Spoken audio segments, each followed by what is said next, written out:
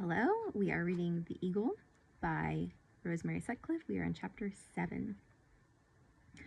Two Worlds Meeting. From the open end of Uncle Aquila's courtyard, two shallow steps flanked by a bush of rosemary and a slender bay tree led down into the garden. To be flanked means it's on your side. So there's two shallow steps that have on the sides a bush of rosemary and a slender bay tree leading down into the garden. It was a rather wild garden, for Uncle Aquila did not keep a full-time garden slave, but a very pleasant one, running down to the crumbling earthworks of British Galeva. In some places, the fine stone-faced city walls were already rising. One day they would rise here too, but as yet there was only the curved wave break of old quiet turf, glimpsed between turf like really fine grass, glimpsed between the branches of wild fruit trees, and where the bank dipped, stray glimpses over a mile upon mile of forest country rolling away into the smoke-blue distance, where the forest of Spinai became the forest of Andronida, and the forest of Andronida dropped to the marshes and the sea. Sounds gorgeous. Sounds like a beautiful view to look at. To Marcus, after being cooped within doors all winter long, it seemed a wonderfully wide and shining place where he reached it for the first time some days later. So this is about a year after his initial injury. Almost.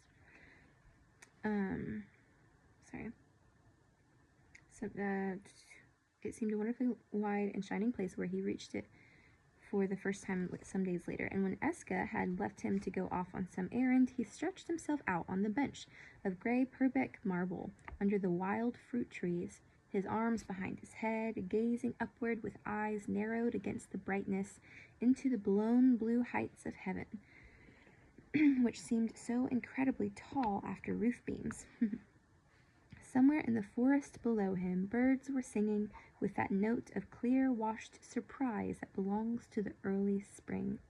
And for a while, Marcus simply lay, letting it all soak into him, the wideness and the shine and the bird song. Close behind him, Cub lay curled into a compact ball. Looking at him now, it was hard to believe what a small fury he could be.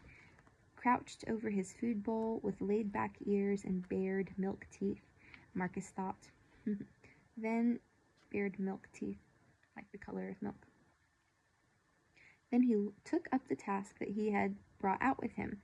He was one of those people who need something to do with their hands at all times, even if it is only a stick to whittle. And something of the craftsman in him demanded always to have an outlet. If he had not been wounded, he would have turned that craftsmanship to making of a happy and efficient cohort. Things being as they were, he had turned it this spring to overhauling and renovating the Celtic weapons, which were the only ornament Uncle Aquila owned on his walls.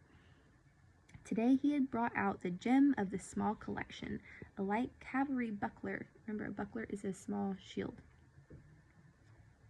Of bull's hide faced with bronze, the central boss exquisitely worked with red enamel.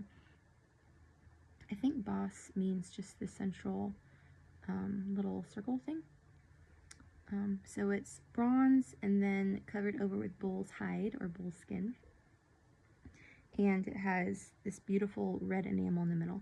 And then it has straps too, but the straps must have been in a poor state when Uncle Aquila came by it. And now they were ready to tear like papyrus, like paper.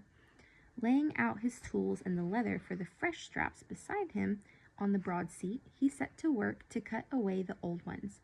It was a delicate task, needing all his attention, and he did not look up again until he had finished it, and turned to lay the outworn straps aside. And then he saw that he was no longer alone with Cub. A girl was standing among the wild fruit trees, where the hedge ran up into the slope of the old earthwork, and looking down at him. A British girl in a pale saffron tunic. Saffron is like a light, it's like a pale orange. I think saffron tea, turmeric almost, like a deep, but in this case, pale orange. Straight and shining as a candle flame, one hand raised to thrust back heavy masses of hair the color of red Baltic amber. So this beautiful, deep red hair that she has her one hand ready to thrust back her beautiful red hair, which the light had blown across her face. Oh, so I guess she was like this, right? They looked at each other in silence for a moment. Then the girl said in clear, very careful Latin, I have waited a long time for you to look up. I am sorry, Marcus said stiffly. I was busy on the shield. She came a step nearer. May I see the wolf cub? I have not seen a tame wolf cub before. And Marcus smiled suddenly and laid aside his defenses with the shield he had been working on. Laid aside his defenses along with the shield. Surely, here he is. And swinging his feet to the ground, he reached down and grabbed the sleeping cub by the scruff of his neck just as the girl joined him. The wolfling was not fiercer than most hound puppies, save when annoyed, but being bigger and stronger for his age, he could be very rough, and Marcus was taking no chances. He set Cub on his feet, kept a restraining hand under his small chest. Be careful, he is not used to strangers. The girl gave him a smile and sat down on her heels, holding out her hand slowly to Cub. I will not startle him, she said. And Cub, who at first had crouched back against Marcus, ears flattened and hair bristled, seemed very slowly to change his mind.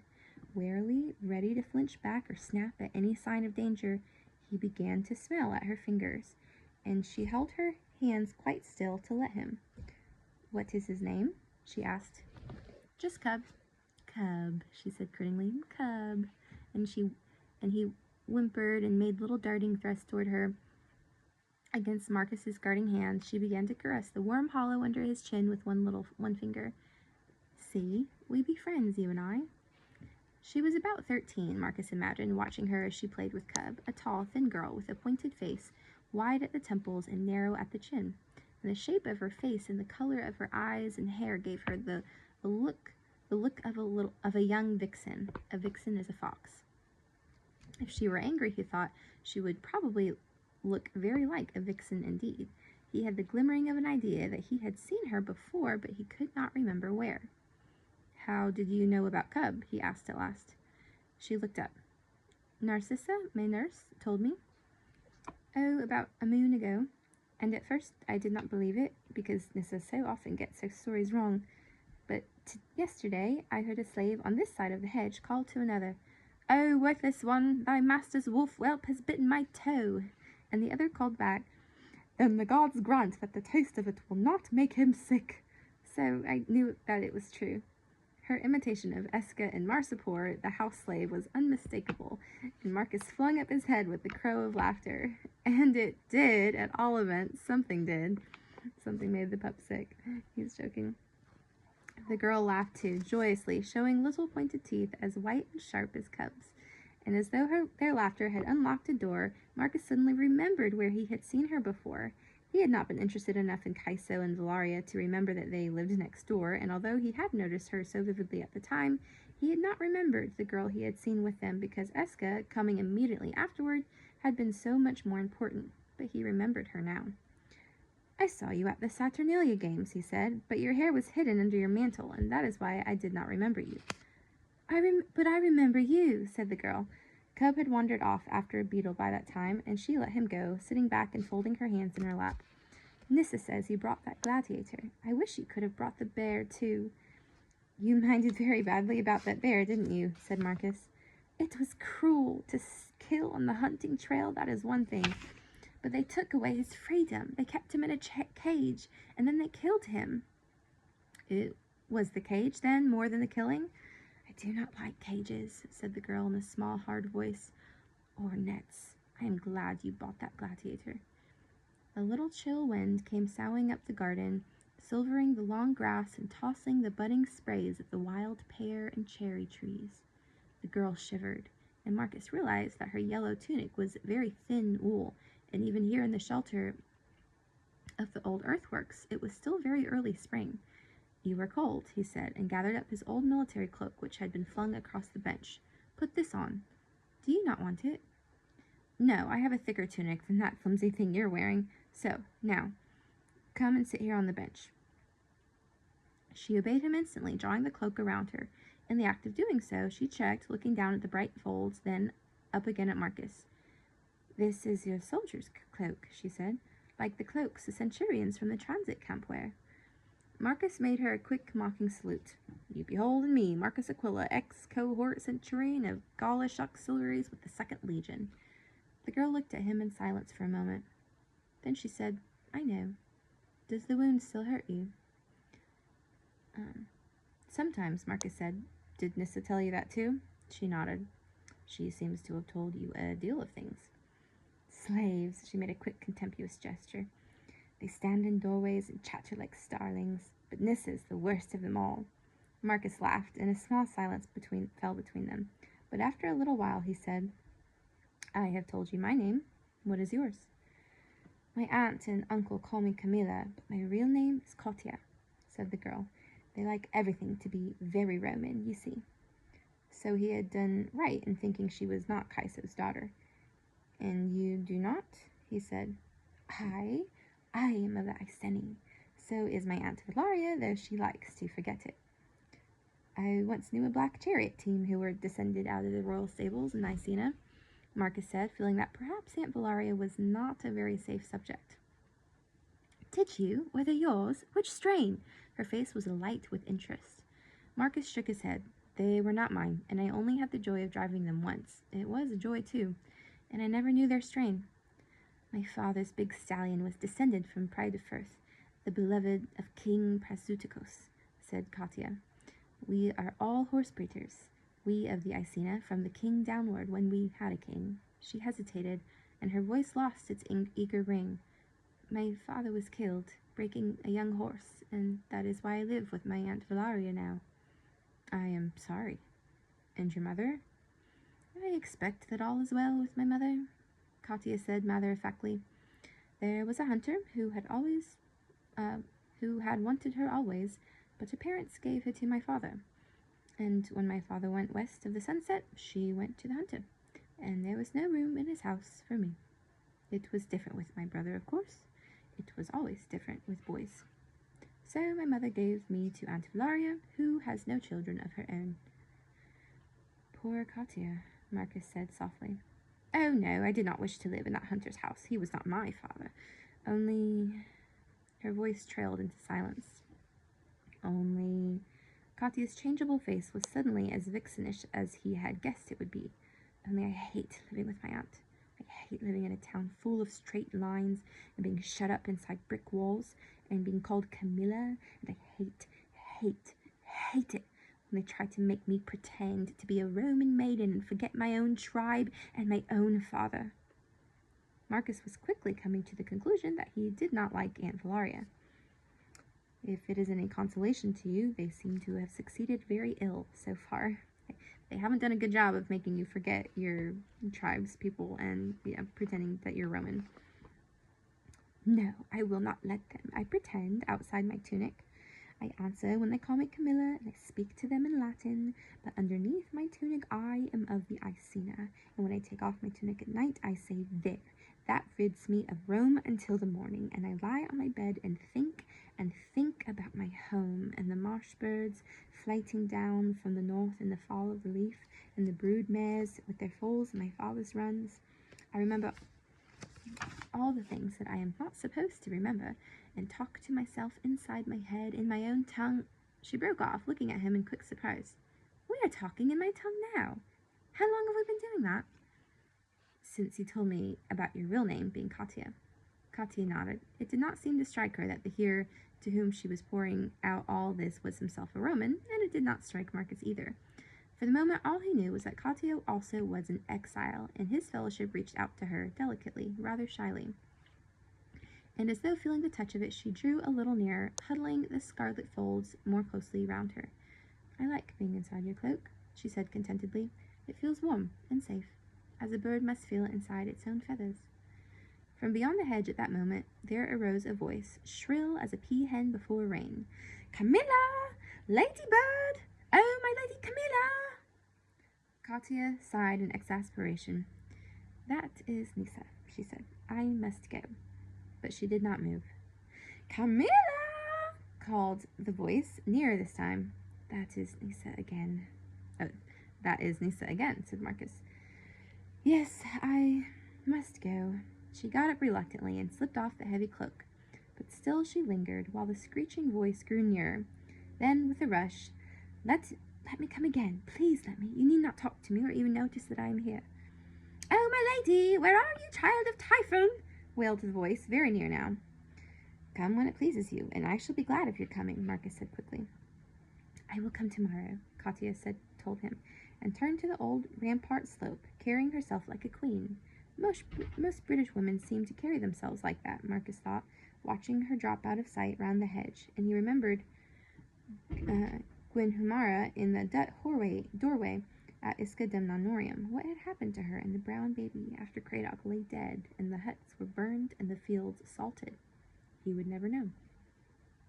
The shrill voice was raised in fond scolding on the far side of the hedge, and footsteps came across the grass, and Marcus turned his head to see Eska coming toward him. My master has had company, Eska said. Actually, I wanted to give him an accent because I realized he's local too. My master has had company, Eska said, laying spear blade to forehead in salute as he halted beside him. Yes, and it sounds as though she is getting a sharp scolding from her nurse on my account, Marcus said a little anxiously as he listened to the shrill voice fading. If all I hear be true, scolding will not touch that one, Eska said, as well scold a flung spear. Marcus leaned back, his hands behind his neck, and looked up at his slave. He thought of Gwenhumara and her baby. The thought of her was still with him, standing behind the thought of Katya. Eska, why do all the frontier tribes resent our coming so bitterly? This is an important conversation. Why do you guys resent Rome coming, right? He said on a sudden impulse, the tribes of the south have taken to our ways easily enough. We have ways of our own, said Eska. He squatted on one heel beside the bench. The tribes of the south had lost their birthright before ever the eagles came in war. They sold it for the things that Rome could give. They were fat with Roman merchandise, and their souls had grown lazy within them. But these things that Rome had to give, are they not good things? Marcus demanded. Justice and order and good roads, worth having, surely. These be all good things, Eska agreed, but the price is too high. The price? Freedom? Yes, and other things than freedom. What other things? Tell me, Eska. I want to know. I want to understand. This is good. Eska thought for a while, staring straight before him. Look at that pattern embossed here on your dagger sheath. So remember, swords and daggers both, you put them in a sheath. And so he's pointing at him. Look at this sheath of your little dagger. The pattern that's been carved into it, or embossed because it's not metal. He said at last, see, here is a tight curve, and here is another facing the other way to balance it, and here between them is a little round, stiff flower. And then it is all repeated, here and there and here again. It is beautiful, yes, but to me it is as meaningless as an unlit lamp. Marcus nodded as the other glanced up to him. Go on. Eska took up the shield which had been laid aside at Katya's coming. Look now at the shield boss. See the bulging curves that flow from each other as water flows from water and wind. As water flows from water and wind from wind, and as the stars turn in the heaven and blown sand drifts into dunes. These are the curves of life, and the man who traced them had in him knowledge of these things that your people have lost the key to, if they ever had it. He looked up at Marcus again very earnestly. You cannot expect the man who made this shield to live easily under the rule of the man who worked the sheath of this dagger. The sheath was made by a British craftsman, Marcus said stubbornly. I bought it at Anderida when I first landed. By a British craftsman, yes, making a Roman pattern. One who had lived so long under the wings of Rome, he and his fathers before him, that he had forgotten the ways and the spirit of his own people. He again laid the shield down. You are the builders of coursed stone walls, the makers of straight roads and ordered justice and disciplined troops. We know that. We know it all too well. We know that your justice is more sure than ours, and when we rise against you, we see our hosts break against the discipline of your troops, as the sea breaks against a rock. And we do not understand, because all these things are of the ordered pattern, and only the free curves of the shield boss are real to us. We do not understand, and when the time comes that we begin to understand your world, too often we lose the understanding of our own. Very powerful metaphor, imagery, all of it here. It just does a really good job of explaining everything. Let me finish this.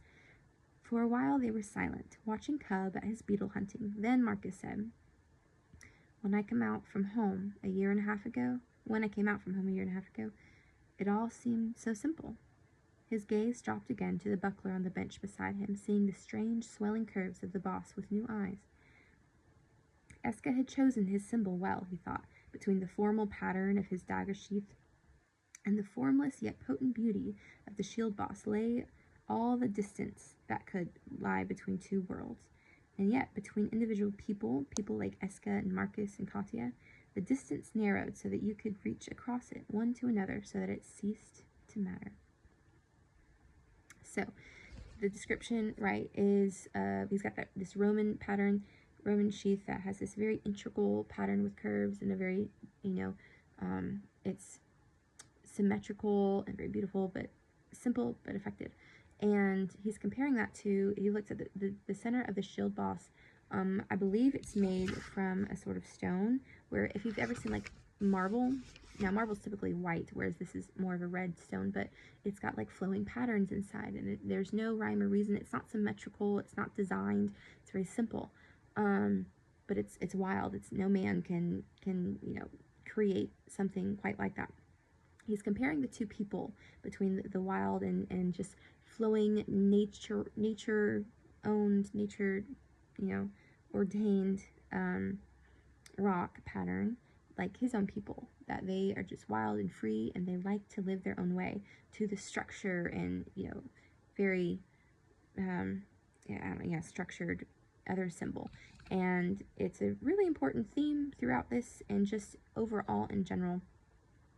And he's like, I see the good things. And we've already heard a few times, even when chapter 1, he first comes to that town, he sees, they've got huts still and everything. And he says, there's no like straight roads yet. Even though they're using some of the Roman things, it's still very much them versus us.